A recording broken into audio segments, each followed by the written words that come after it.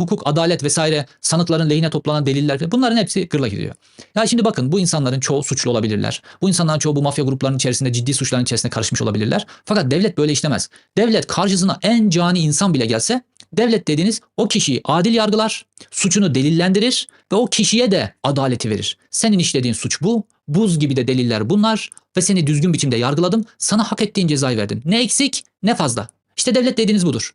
Yani en zalim kişi bile karşısındaki o hakimin adaletle hükmettiğini gördüğünde o bile cezaevine doğru düzgün girer.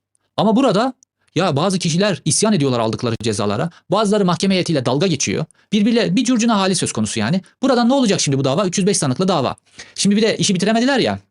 Bu tutukluluk sürelerinde de 5 yıl azami süreler, şunlar bunlar var. Bunlar devreye girecek. 5 yıldan fazla tutuklu tutamıyorsun. Serbest kalacak. Serbest kalanlar yurt dışına. Yani düzgün yargılama yapamadıkları için topu neye getirdiler biliyor musunuz? Buradan biz cezaları yağdıralım. Sonra bunlar gider istinaftan bozulur, Yargıtay'dan bozulur filan, bu tutukluluk hali işlemez. Uzun tutukluluk hali. Bunları cezaevinde tutarız filan. Yıllara yaya istinaftan döner, tekrar göndeririz filan, öyle Yargıtay'da filan yıllarca devam edecek bir süreç. Ya emeğe yazık. Kamunun harcadığı zamana yazık. O cezaevinde bulunan insanların belirsizliğine yazık. Belki aralarında öyle insanlar olacak ki hak ettiği cezadan daha uzun süre cezaevinde kalacak filan.